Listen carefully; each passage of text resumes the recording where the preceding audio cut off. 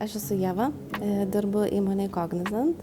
Dirbu įmonėje jau beveik 11 metų ir lygiai tiek pat užsiiminėju savanorystėm kartu su savo kolegom.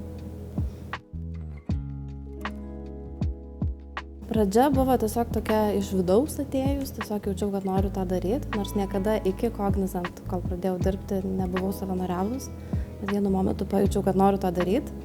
Ir kai pradėjom savanoriauti kartu su kolegom, daug buvo veiklų, kurios labai įtraukė ir pajutau, kad čia kažkokia mano sritis, ar aš turiu tą daryti.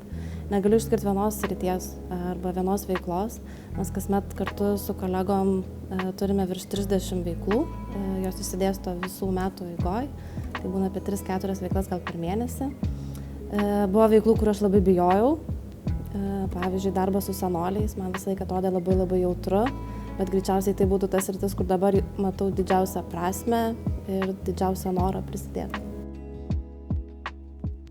Turim tokį komitetą, dabar jame yra 8 žmonės ir jie gelbėja tuo, kad paorganizuoja tam tikrus savanorystės įvykius ir kviečia likusią Cognizant komandos dalį prisijungti prie tų savanorysčių ir vykti kartu.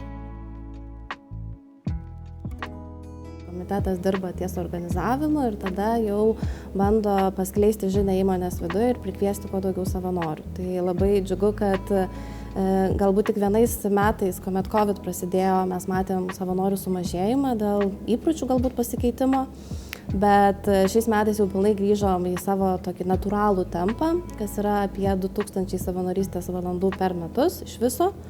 Tai manom, kad čia toks neblogas skaičius, nes ir unikalių savanorių turim beveik 200, kai įmonėje yra 600 darbuotojų.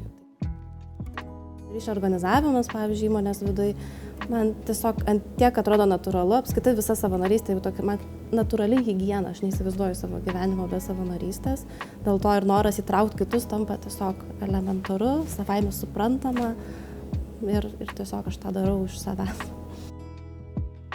Tai prideda santykį geresnį su kolegom, kažkokią bendrystę didesnę duoda, tai vien pliusus matau tame.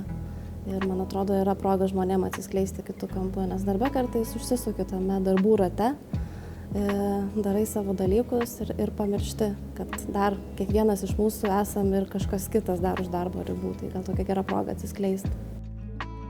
Aš labai tikiu kolektyvinę galią ir man atrodo, kad kartais žmonėm reikia to vieno paskatinimo ir padrąsinimo prisijungti prie veiklų.